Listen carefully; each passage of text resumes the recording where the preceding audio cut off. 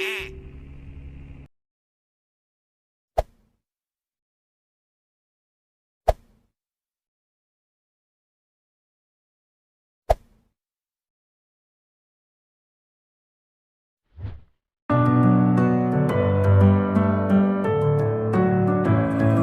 ustadz dai-dai yang sedang membuat akhlak manusia ini. Nah ini makanya saya katakan ini kan ada hubungan dengan Lauh Mahfuz toh, Lauhul Mahfuz. Makanya saya katakan maaf kalau ingin ini tadi si Ari ngomong ungkap aja Lauhul Mahfuz. Selama ini saya mengungkap ini masih 11% Lauhul Mahfuz dari 100%. 11%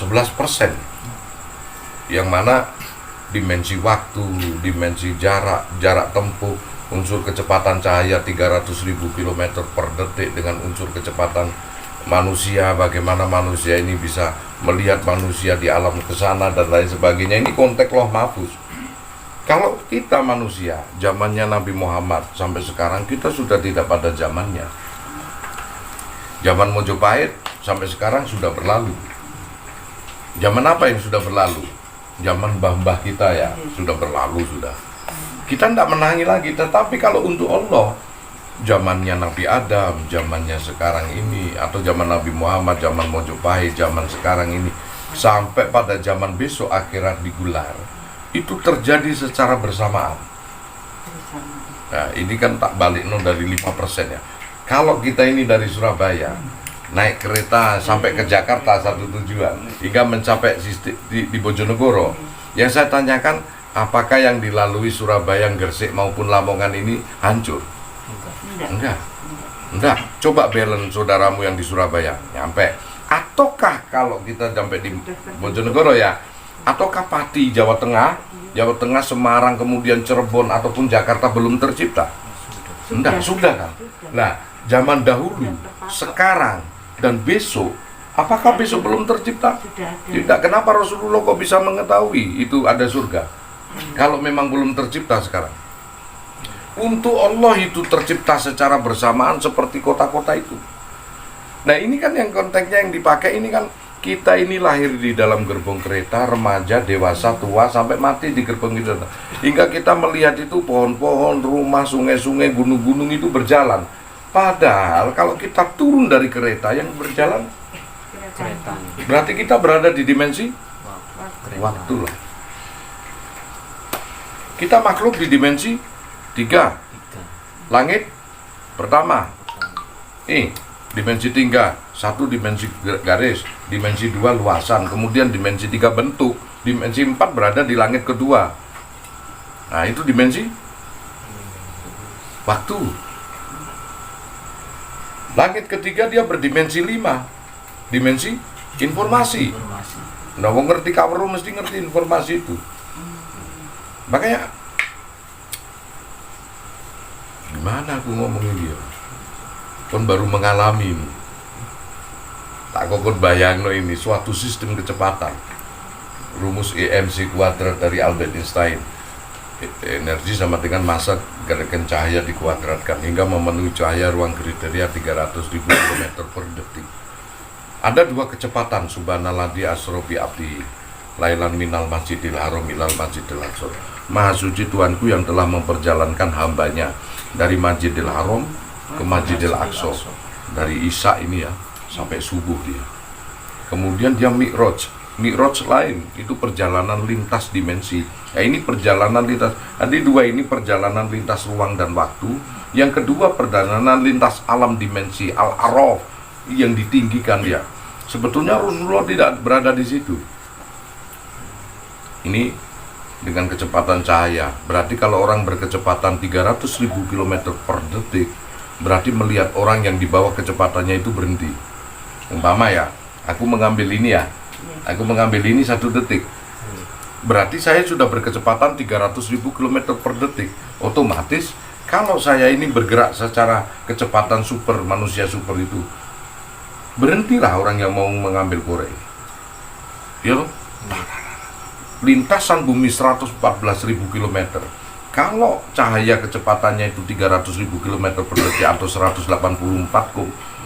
mil per detik, maka Diameter bumi ini diputari oleh malaikat 8,5 kali putaran. Lebih cepat. Ya, itu kalau mau lihat film Superman sing pakai nang jogo itu.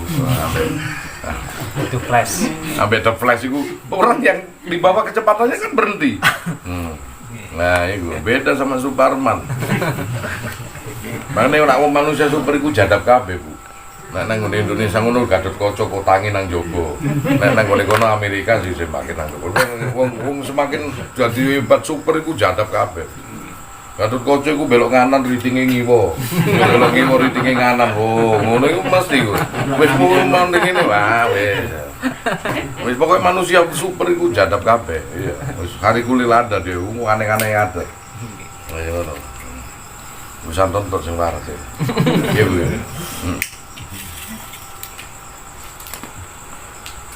Jadi tak ulangi lagi dari konteks Laul Mahfuz, dari konteks sistem kecepatan. Berarti kalau kita berada lahir di dalam kereta dengan kecepatan 100 km per jam, terus kita berlari dengan kecepatan 10 km per jam, berarti kita sedang berada pada kecepatan 110 km per jam. Tidak ngefek di dalam pesawat.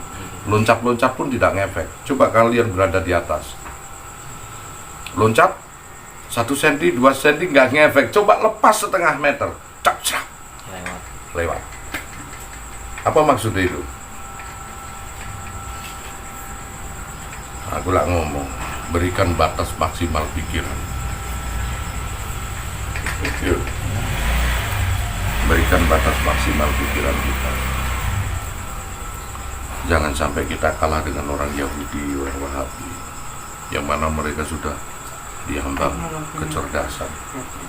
Dia sudah membuat mesin CERN, messenger particle God, yang dia mengetahui sistem dark matter, dark energy, materi gelap dengan energi gelap, yang mana di situ ada satu materi yang paling termahal di dunia, yang 1 milimeternya saja harganya 672 triliun rupiah. Itu berada di Swiss. Disitulah dia akan melubangi suatu lubang cacing yang disebut wormhole, yang mana akan menembus sistem waktu jarak tempuh. Coba kalian lihat di YouTube. Terus kita bagaimana? Tujuannya mereka apa? Seluruh ilmuwan dikumpulkan di Swiss. Tujuannya mau menuklir surga. Jadilah. Ini sinting abe iki wong ini. Ayo gak jadab iki golongan Dajjal ini. Ayo kita ungkap dulu siapakah Al-Masih Dajjal. Siapakah Al-Mahdi, yang mana secara personalitas, jangan identitas, mungkin kita secara identitas gak menangi deh. Siapakah Dajjal, siapakah Yajuj, Majuj, Magog. Secara identitas mungkin kita gak menangi, tetapi secara personalitas, sifatnya dia tersifati kita semua. Hanya orang-orang yang mampu berpikir dengan hatinya, ulul albab, dia yang mampu memahami eksistensi itu. Oke ya Bu ya. Saya pelan-pelan ini. Meskipun lama, saya pelan-pelan. Mudah-mudahan juga saudara-saudara di seluruh Nusantara ini. Mari kita bongkar semuanya. Mari kita bongkar. Ada apa dimensi? Kenapa Star Trek itu orang Yahudi sudah bisa bikin ini teleportasi? Wah, dia bisa membiaskan cahaya dengan berpindah tempat secara medan magnet. Teorinya disebut teleportasi. Maka manusia itu secara energial dibiaskan. Coba lihat subhanallah di Asrobi Abdi. Jikalau gravitasi bumi ini berkecepatan 5.000 km per jam, maka berapa ya? 2.700 ya? Aku anggap 5.000 aja. Kalau ada pesawat ulang-alik yang mampu berkecepatan 15.000 km per jam, bobotmu berapa sekarang? 50. Bobotmu 50. Berarti kalau dikasihkan 3 150. 150, bayangkan. Kalau kepalamu ini 2 kilo jadi 6 kilo. Makanya kalau orang naik pesawat, dia kecepatan gravitasi selalu dia sulit untuk mengangkat. Kalau di pesawat kamu suka binden, itu.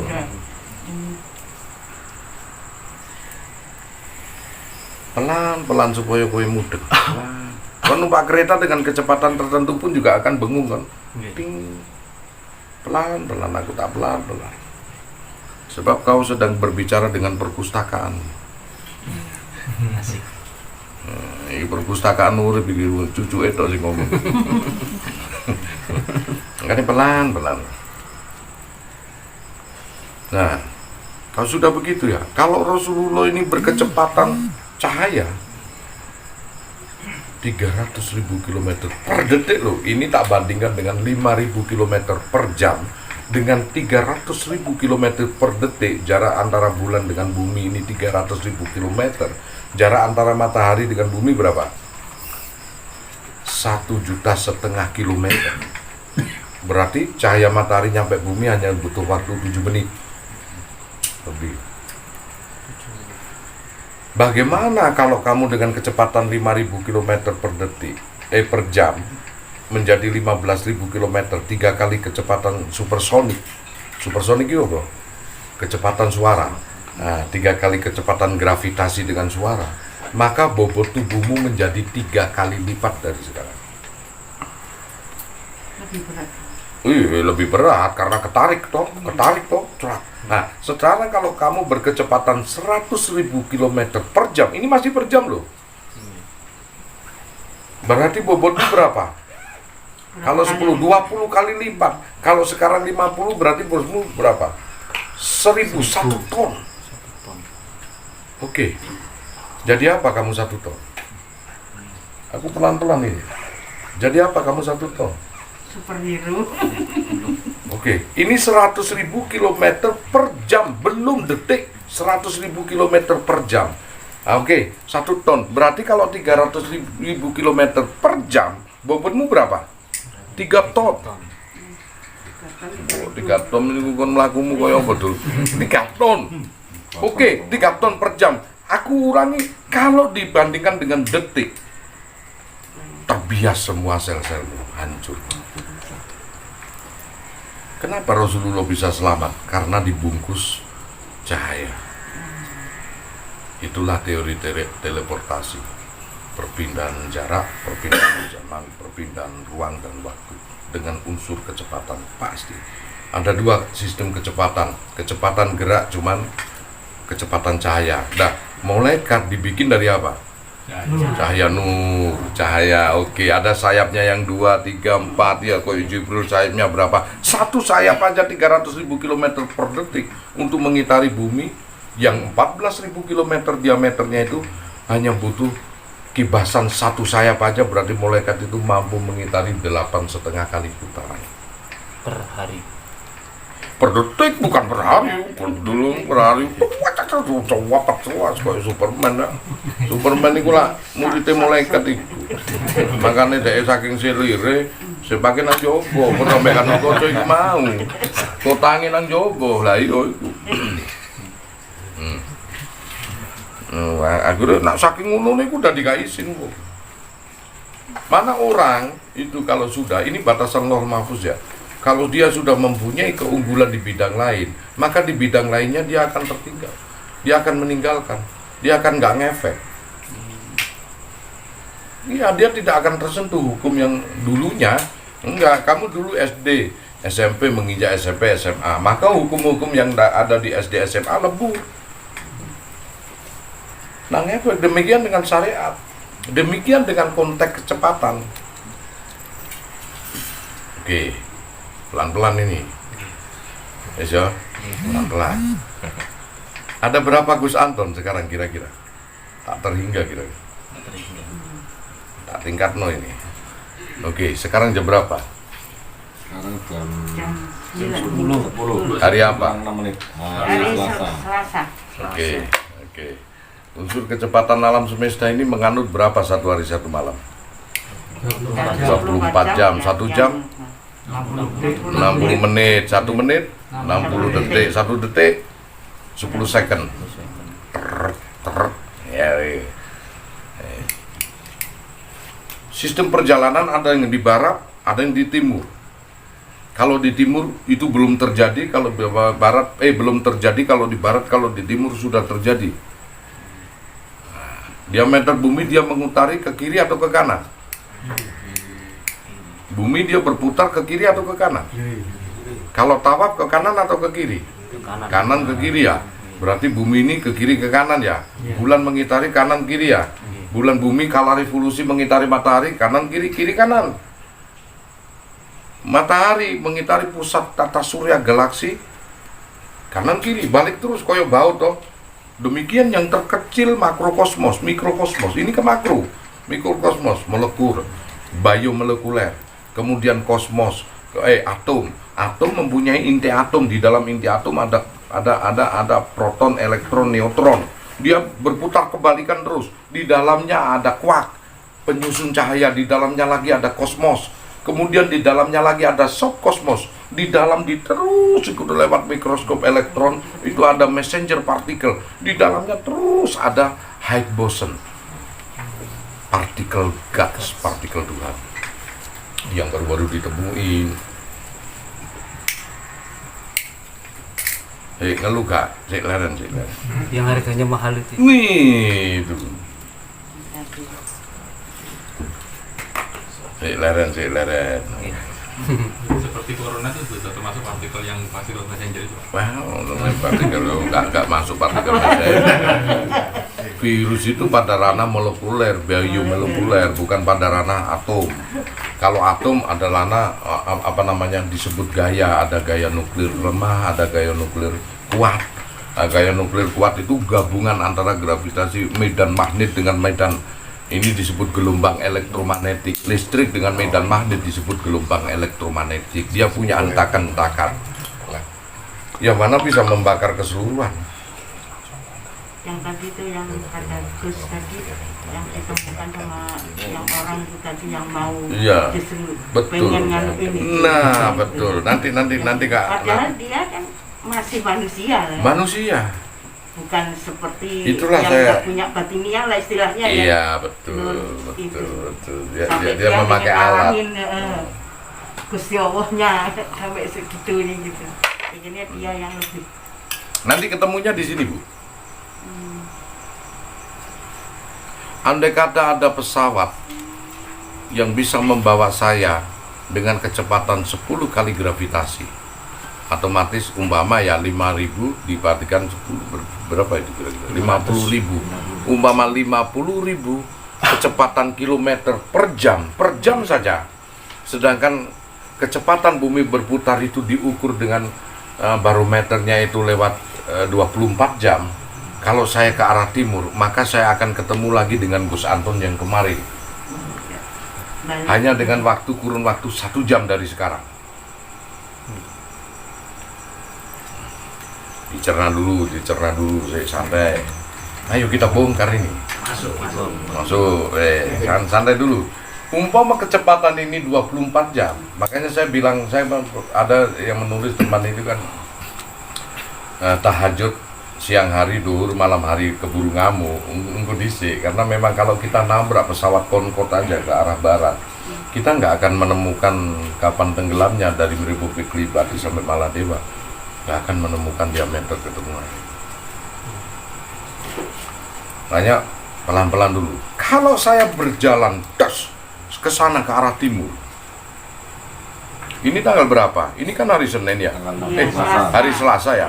Kalau saya berangkat ke sana, dalam kurun waktu 1 jam, saya sudah melampaui 24 jam, maka saya akan ketemu Gus Anton yang hari Senin kan? Iya. Ada enggak? Yang ada. Ada. Dalam 1 jam, sekarang jam berapa? Jam 10. Oke.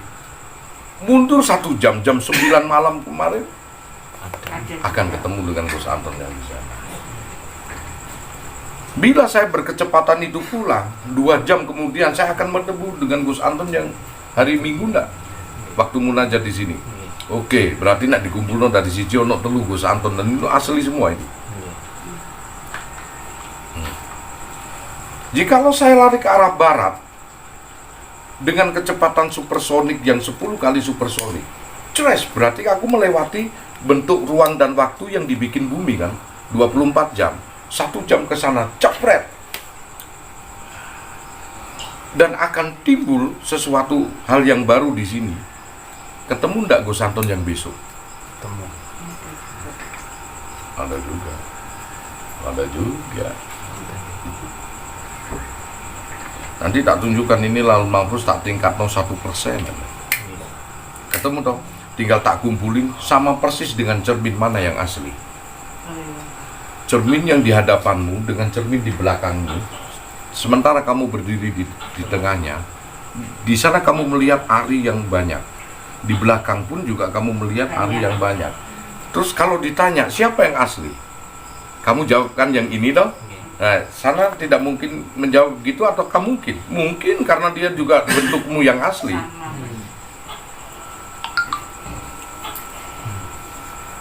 Bias ya, bias. Nanti tak tunjukkan di Fatihah baru ketemu, kamu di Fatihah baru ketemu. Oke. Setiap jalan punya landasan, ulul albab. Di saat kamu berpikir A, maka tercipta A. Di saat kau berpikir B, maka tercipta B. Di saat kau berpikir C, maka tercipta C. Di situ Allah menyatakan, wa ud'uni astajib lakum, mintalah kepadaku, pasti ku beri. Pasti loh ini. Udah tercipta lewat amigdala, hipotalamus, talamus. Terus kemudian di saat kamu berpikir seperti ini, maka tercipta seperti ini. Kenapa kamu susah? Sebetulnya Allah tak pernah menyusahkan dirimu. Kamu susah dari dirimu sendiri. Karena kamu sedang membentuk jalanmu sendiri. Oke, kamu pernah lihat tak filmnya Jet Li The One? Pernah. Jet Li yang penjahat ketemu dengan Jet Li yang polisi. Yang baik. Sebetulnya itu satu Jet Li. Nah ini rada bingung menasik pelan-pelan. Udah jam Harus 10 dieling-eling ya. Udah jam 10 bilang. Ayo gak apa-apa langsung level. Oh ya, sip. Kamu pernah nggak melihat Jet Li yang satu polisi, yang satu penjahat? Bersamaan. Nah, kata orang nggak ada yang ngalahkan ini pada zamannya Jet Li, kecuali Jet Li sendiri. Maka diambilkan metode dimensi waktu yang mengambil kepada nasibnya Jet Li sendiri itu, yang dia dari pola pikirnya, paham?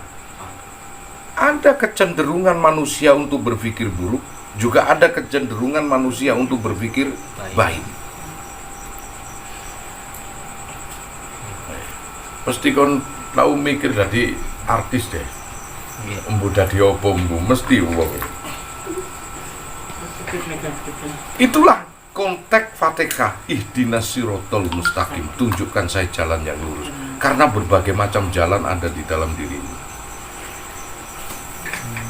Jalan sing apa? Semuanya baik, mengarah ke kebaikan, tapi belum tentu cocok untuk dirimu. Siratal ladzina an'amta alaihim. Tunjukkan jalan yang engkau ridhoi, ucing pas kanggo aku ya Allah. Bukan ghairil maghdubi alaihim. Bukan jalan yang engkau laknat, jalan sing gak cocok kanggo diri kita, bukan. Jadi saat kau itu berpikir berangan-angan, kecenderungan kamu itu mengarah kepada perbuatanmu. Makanya apa yang kamu hasilkan sekarang buah dari hasil karya angan-angan dan pikiranmu kemarin. Apa yang kamu hasilkan besok, kau cetak dari sekarang. Buah dari ma'asobaka inda wa minallah. Dan Allah pun akan mengabulkan apa yang kau angan-angankan di dalamnya, bukan apa yang kau inginkan. Allah juga akan mengabulkan apa yang kau butuhkan, bukan apa yang kau inginkan. Allah akan mengabulkan semua kebutuhanmu, bukan keinginanmu. Kebutuhanmu sekarang apa? Dan Allah akan mengabulkan angan-anganmu, bukan apa yang kau pikirkan. Mula mbahku iku biyen iku nek wong lamun iku lak gak oleh. Aja nglamun. Ojo angen-angen ning ndak elek diwaca karo Gusti Allah ngono kuwi dadi amigdala wis. Kowe ini ada penyanyi-penyanyi. Kok nyanyi gak sengaja. Aku lak sering ngomong, Betaria Sonata yo pegat temenan ayu tinting golek bojone kangelan wis ngono. Wis kabeh semua itu diresap oleh amigdala ya. Tahu ilmunya enggak tahu ilmunya berlaku. Kayak mantra ya.